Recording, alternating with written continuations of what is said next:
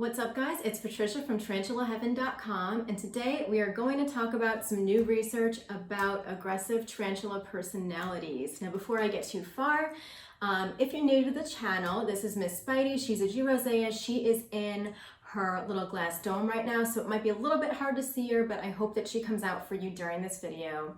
And welcome to the channel. I make tarantula videos about tarantula behavior, tarantula facts, silly stories about my own tarantulas, questions I have about tarantulas, and curiosities I have. So if you're into that, please consider subscribing. But yeah, so today we're talking about tarantula personalities, and this is a pretty controversial topic because we don't really have good language around this or good research around this either. As far as we know, tarantulas don't have real personalities the way that we do, considering that they, as far as we know, don't have the brain power and are not set up that way, have personality and make connections like that. So when I'm talking about tarantula personalities and referencing that, what I'm really meaning is temperament, or how a tarantula's mood, I guess, or spider mood is. So it's a bit of a language barrier that we have, considering that for many of the things regarding tarantulas, we just don't have good explanations for them and we don't have great language around this. So just keep that in mind throughout this video. So what we do know is that tarantulas do sometimes gravitate toward a certain type of temperament. Some of them can be a little bit defensive, or as we could say, also aggressive, which I might be using a lot in this post because it supports the research that I was doing. Or some are very calm and easygoing. So your tarantula could fit into one of those categories. You might have a tarantula that likes to swing between them. For Miss Spidey, she is usually very calm and chill, but after a molt, it's a little bit of a different story for a few months. She will be very curious and very, very hungry. So I tend to be very careful around her. Like, you should always be careful with your tarantulas, but I am a way more jumpy and almost overly cautious when she has just gone through a molt, because I know that any movement in her tank is going to send her just like running towards it and ready to jump on anything that she might believe is food.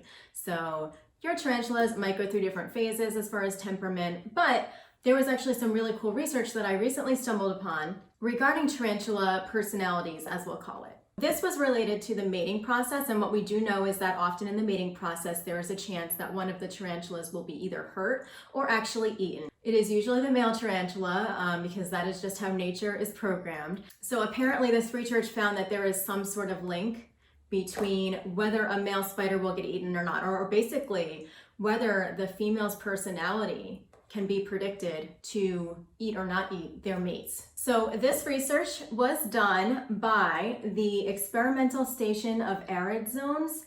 So they had did some trials and investigations into female tarantula behavior. If you're really curious about learning more about it or seeing the original article, I have a link to my blog post where I've actually referenced the link to this study. So you can find that in the description below in case you want like the actual stuff, but I'm just gonna summarize it here. So one of the authors in the study said this, and I'm just specifically quoting, this tendency towards cannibalism could depend on the aggressive genetics of the females, which make them attack males in the same way that they attack prey.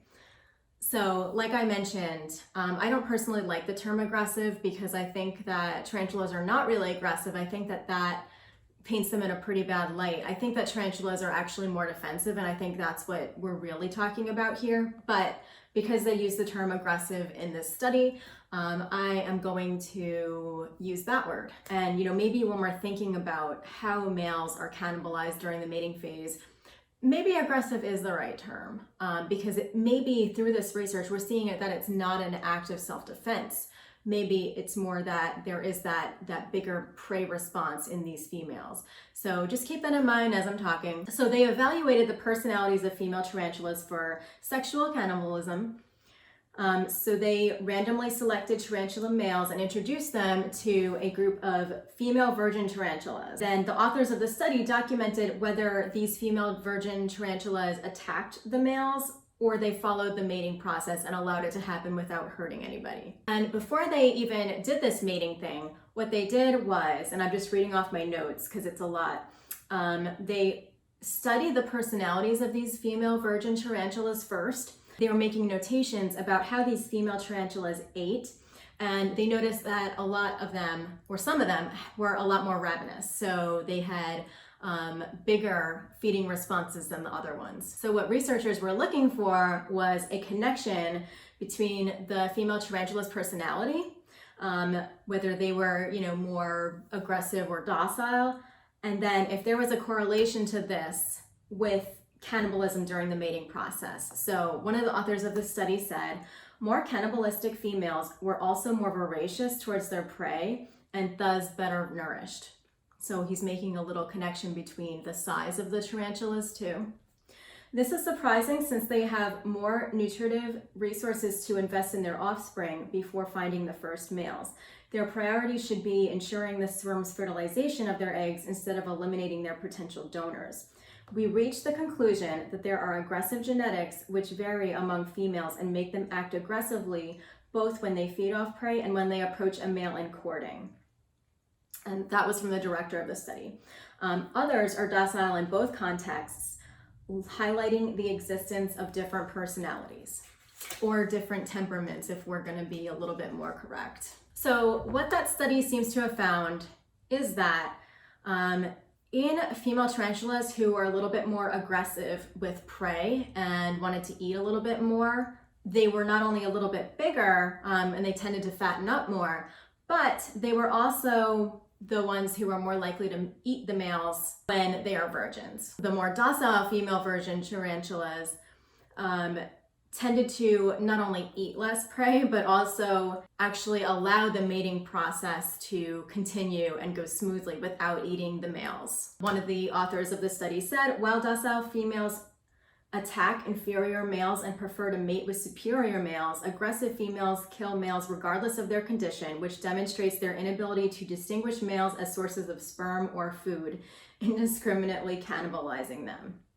So there's certainly a correlation between how much a female tarantula anyway, how much she eats, perhaps how fat she is, and also what is the likelihood of her to eat their mate. So obviously there's still a lot of research to be done on tarantulas in not only this domain, but many other facets of tarantula care and research. But if this study leads to more research and even more findings, I am curious to know if, maybe in the future as we collect more data, and I hope that they'll do further studies on this, but I would wonder if this might be something that actually helps breeders or people who are interested in mating their tarantulas and helping them assess the risks in which their males might get hurt or their females might do something to their males or try to do something to their males.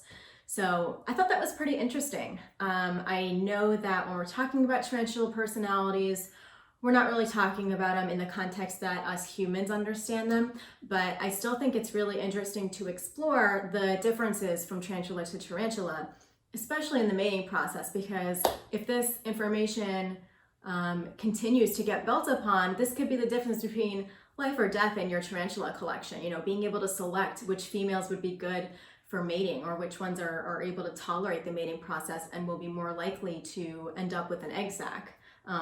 Instead of killing their mate, they will actually allow the mating to happen. So I thought that was pretty cool. I hope that you guys thought that was cool. I like stumbling upon different research that's being done, and that was kind of like a recent thing that happened in the tarantula world. So I like to try to keep my ear to the ground on these things and share the information, because sometimes as tarantula owners, we like to believe that we know it all, but we really don't.